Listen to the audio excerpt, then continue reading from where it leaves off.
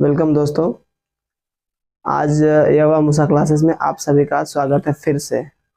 मैं चैनल तो बहुत पहले स्टार्ट किया था बट वीडियो नहीं बना रहा था, इसलिए बहुत दिन हो गए। तो आज से फिर से आपका यवा मूसा क्लासेस में फिर से स्वागत करता हूं। आज मैं पहला वीडियो लेकर आया हूं ट्राइग्नोमेट्री। ट्राइग्नोमेट्री आप एनसीईआरटी बुक में देखेंगे तो क्लास 10 से स्टार्ट होता है। तो क्लास 10 में पहला हमारा ट्राइग्नोमेट्री जो है वो चैप्टर 8 से स्टार्ट होता है। तो पहले उसके पहले हम स्टार्ट करने से पहले कुछ ट्राइग्नोमेट्री होता क्या है उसके बेसिक जान लेते हैं। उसके बाद हम लोग क्वेश्चन और एक्सरसाइज करेंगे। तो सबसे पहले हम लोग जानते हैं ट्राइग्नोमेट्री होता क्या है। त्रिकोणमिति।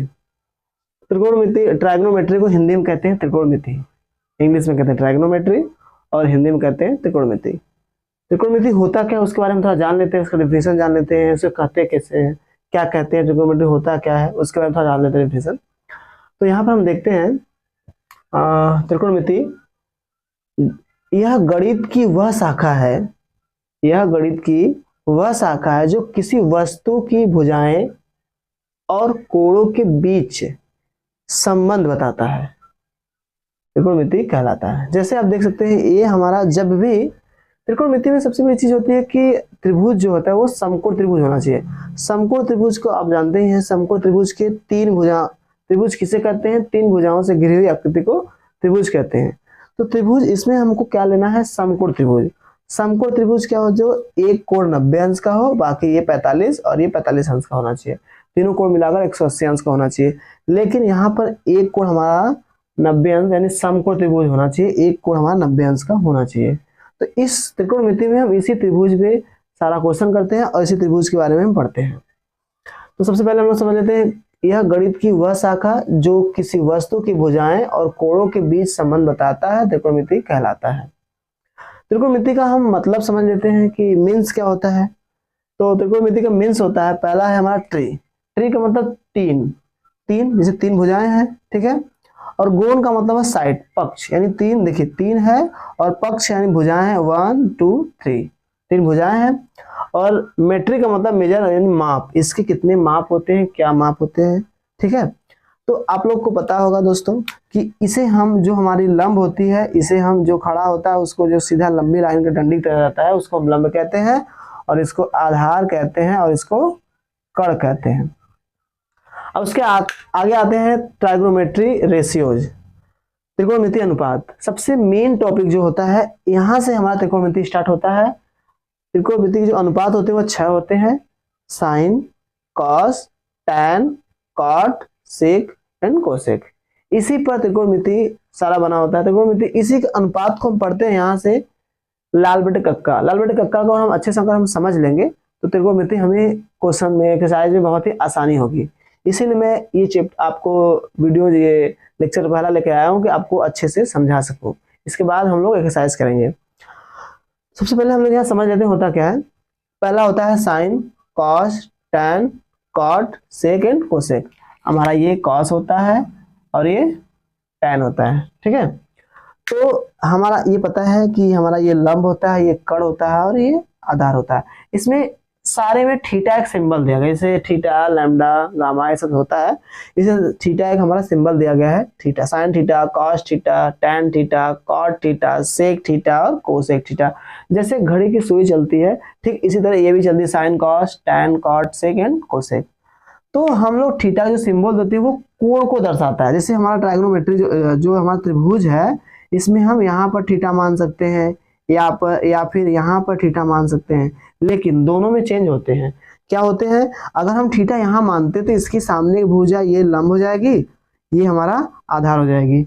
जस्ट उसके सामने की भुजा लंब होगी और उसके जस्ट नीचे वाली भुजा हमारी आधार हो जाएगी, यानी ये भुजा आधार हो जाएगी। अगर थीटा हम यहाँ मानते तो इसके सामने की भुजा ये लंब हो जाएगी, ये आधार हो जाएगी। उसके जस्ट बगल वाला जो भुजाएं होती है वो आधार होती है, और उसके जस्ट सामने वाला जो भुजा होती है वो लंब होती है। और जो 90 अंश का कोण होता है वो हमेशा उसकी सामने की भुजा क्या होती है, कड़ होती है, ठीक है।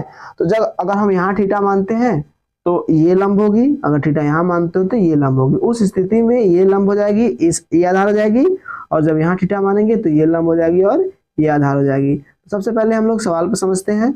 ये तो आपको पहले हम लोग समझते क्या है कि साइन थीटा बराबर होता है लंब बटा कर्ण। अब देखेंगे साइन थीटा बराबर लंब बटा कर्ण, तो हमारा आधा लंब है और कर्ण है, तो साइन थीटा बराबर लंब बटा कर्ण, कॉस थीटा बराबर आधार बटा कर्ण, देख सकते हैं आधार बटा कर्ण, tan थीटा बराबर लंब बटा आधार, और cot थीटा बराबर आधार बटा लंब, और sec थीटा बराबर कर्ण बटा आधार, और cosec थीटा बराबर कर्ण बटा लंब।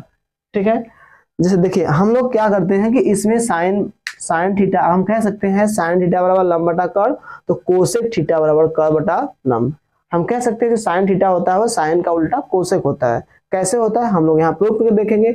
जैसे हमने लिया साइन थीटा बराबर, हमने कह दिया साइन थीटा बराबर 1 कोसेक थीटा। कैसे कह सकते हैं, साइन थीटा बराबर 1 कोसेक थीटा।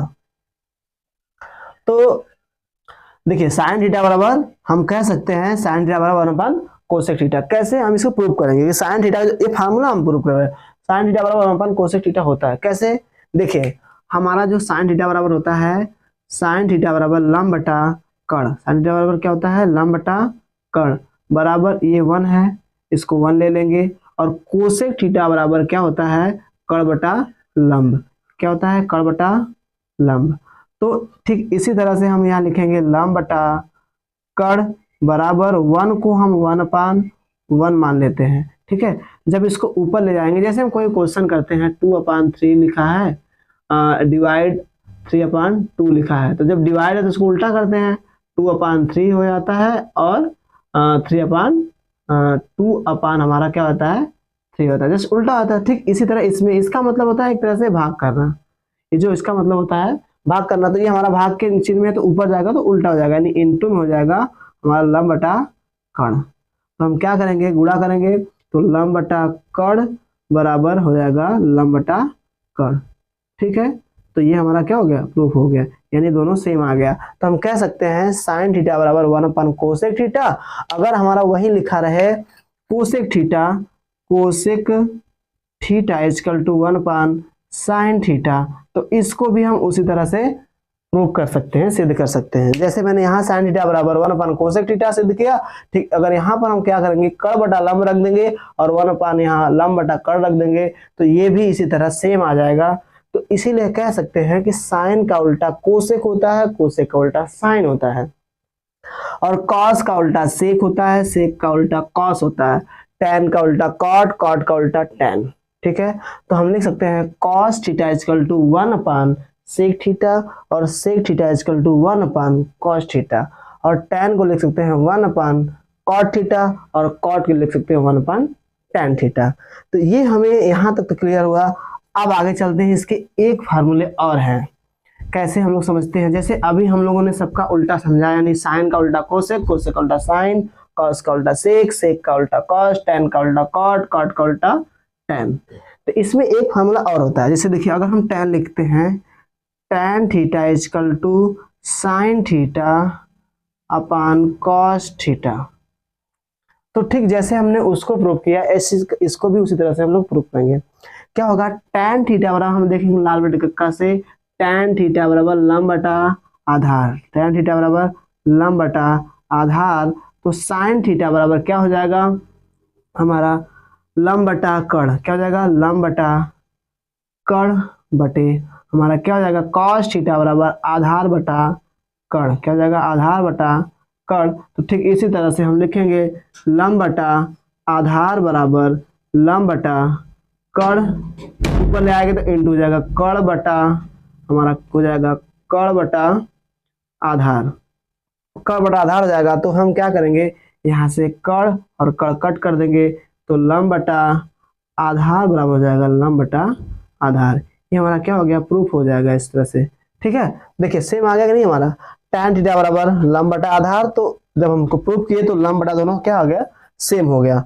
उसके बाद हम देखेंगे जैसे हमने टैन रखा, अगर हम यहाँ कॉट रखते हैं, अगर देखिए कॉट रखते हैं तो कॉट थीटा इक्वल टू हो जाएगा cos theta upon sine theta. कैसे, देखिए जैसे हमने यहाँ रखा था tan theta equal to sin theta बटे cos थीटा, तो cot theta equal to cos theta बटे sin थीटा, जस्ट उसी का उल्टा हो गया। इसको भी उसी तरह हम प्रूव कर लेंगे।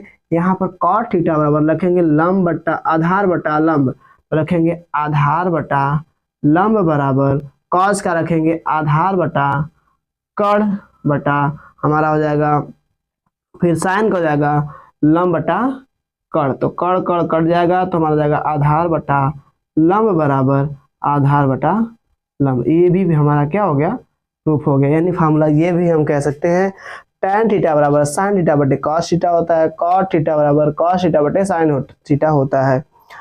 यहाँ तक तो हम लोगों ने त्रिकोणमिति समझा और इसके बेसिक को समझा। अब हम लोग नेक्स्ट वीडियो में क्या करेंगे, एक्सरसाइज को समझेंगे और प्रश्नावली 8.1 से हम लोग क्वेश्चन एक्सरसाइज करेंगे, एक एक क्वेश्चन एनसीईआरटी का करेंगे। अब नेक्स्ट वीडियो में हम लोग मिलते हैं, तब तक के लिए नमस्कार, धन्यवाद, थैंक यू।